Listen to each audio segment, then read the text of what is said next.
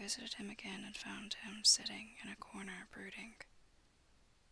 When I came in, he threw himself on his knees before me and implored me to let him have a cat, that his salvation depended upon it. I was firm, however, and told him that he could not have it, whereupon he went without a word and sat down gnawing his fingers, in the corner where I had found him. I shall see him in the morning early. July 20th. Visited Renfield very early before the attendant went his rounds. Found him up and humming a tune. He was spreading out his sugar, which he had saved, in the window, and was manifestly beginning his fly-catching again, and beginning it cheerfully and with a good grace. I looked around for his birds, and not seeing them, asked him where they were. He replied without turning round that they had all flown away. There were a few feathers about the room, and on his pillow a drop of blood. I said nothing, but went and told the keeper to report to me if there were anything odd about him during the day. 11 a.m. The attendant has just been to me to say that Renfield has been very sick and has disgorged a whole lot of feathers. My belief is, doctor, he said, that he has eaten his birds, and that he just took and ate them raw. 11 p.m. I gave Renfield a strong opiate tonight, enough to make even him sleep, and took away his pocketbook to look at it. The thought has been buzzing about my brain lately is complete, and the theory proved. My homicidal maniac is of a peculiar kind. I shall have to invent a new classification for him and call him a life-eating maniac. What he desires is to absorb as many lives as he can, and he has laid himself out to achieve it in a cumulative way. He gave many flies to one spider, and many spiders to one bird, and then he wanted a cat to eat the many birds. What would have been his later steps? It would almost be worthwhile to complete the experiment. It might be done if there were only a sufficient cause. Men sneered at me, and yet look at its results today. Why not advance science in its most difficult and vital aspect, the knowledge of the brain? Had I even the secret of one such mind?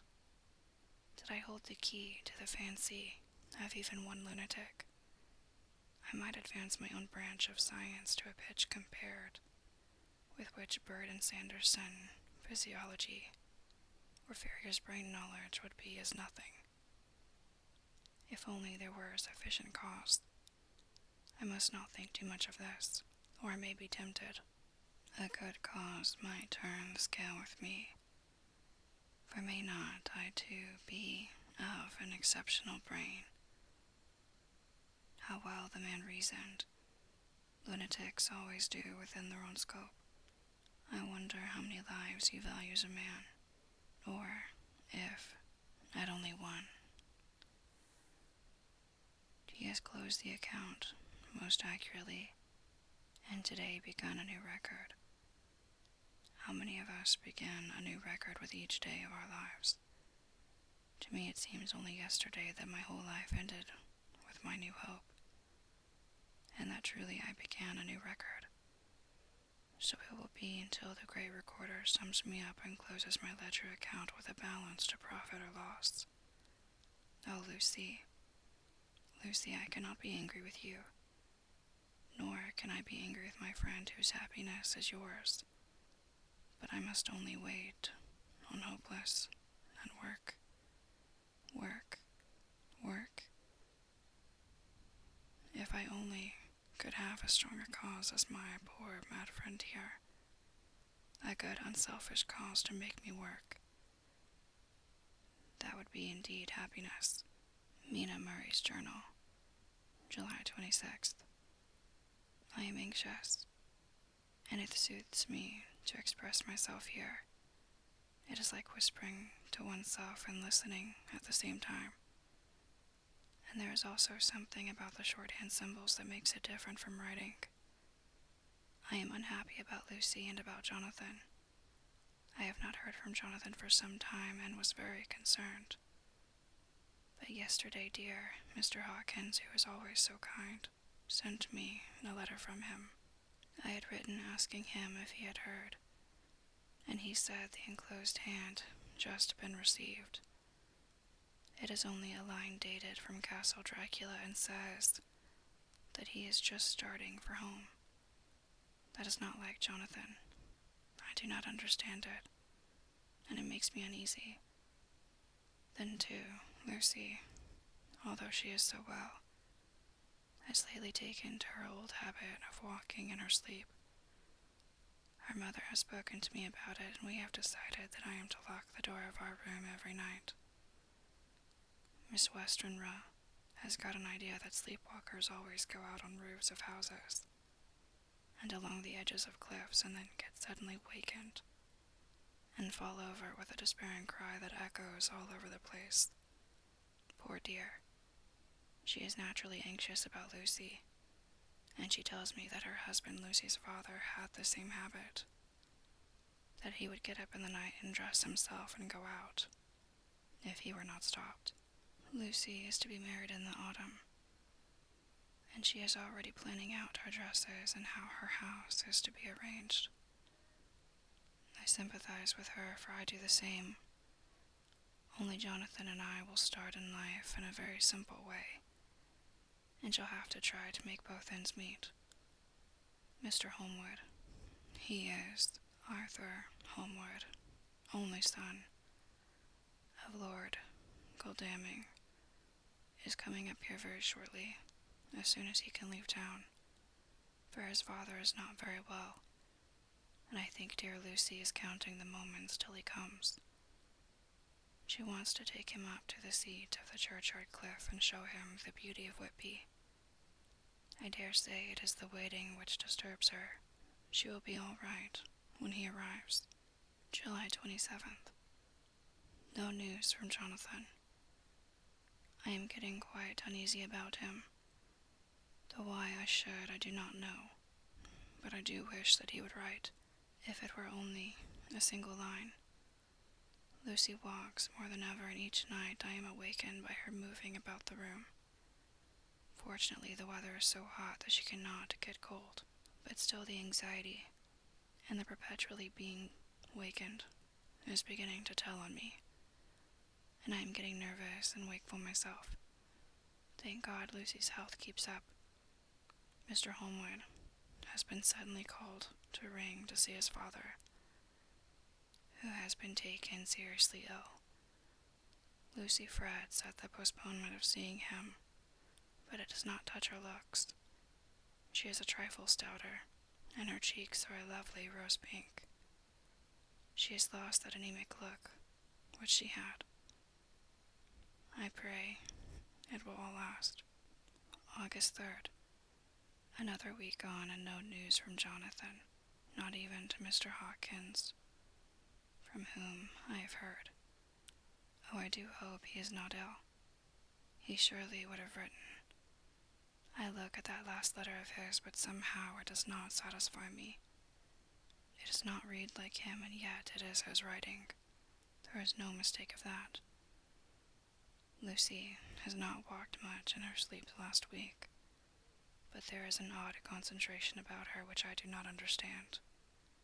Even in her sleep she seems to be watching me.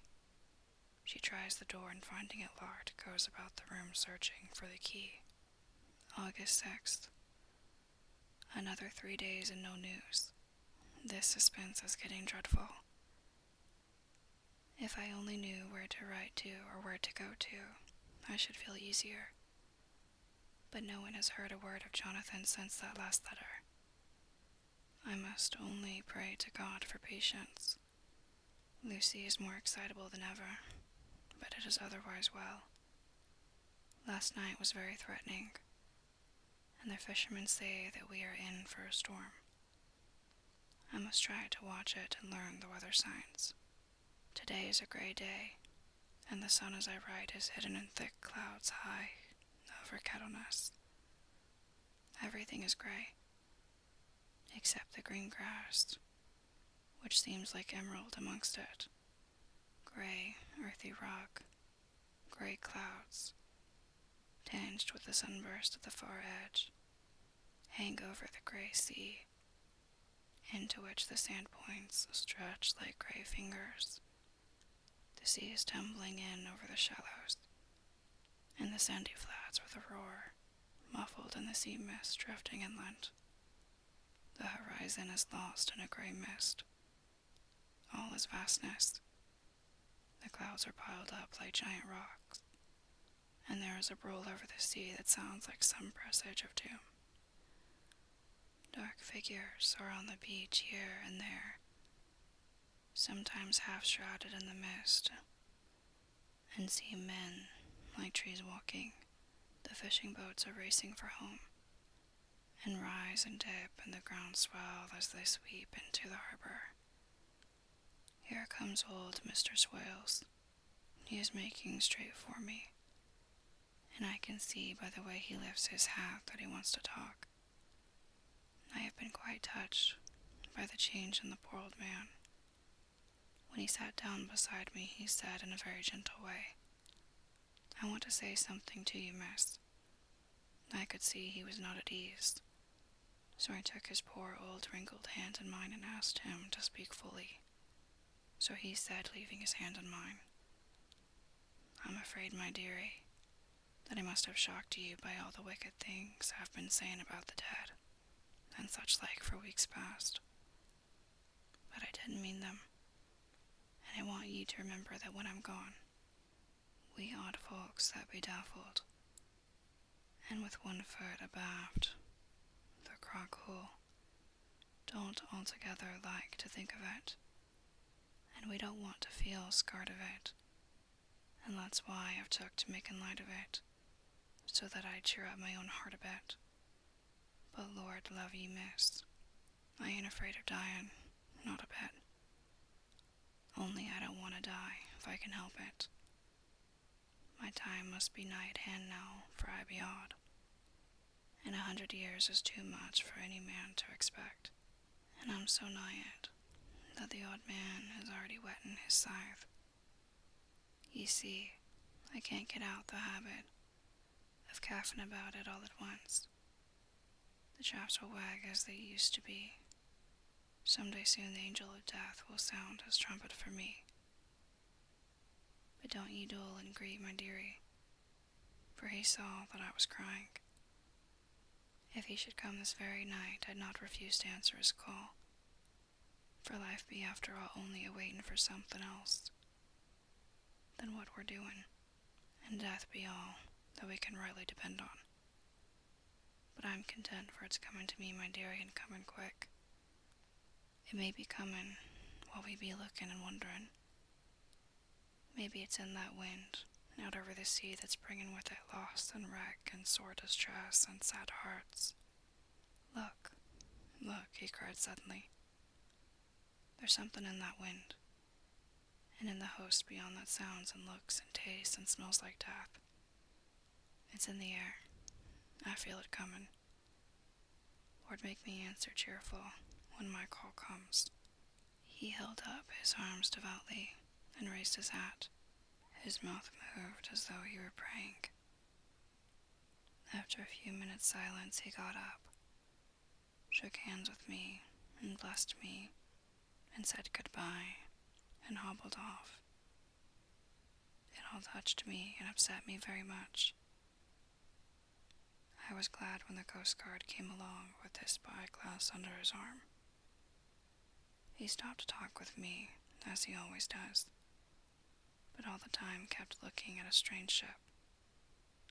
"I can't make her out," he said. "She's a Russian by the look of her, but she's knocking about in the queerest way. She doesn't know her mind a bit. She seems to see the storm coming, but can't decide whether to run up north in the open, or to put it in here. Look there again. She has steered mighty strangely, for she doesn't mind the hand on the wheel. Changes about with every puff of wind. hear more of her before this time tomorrow.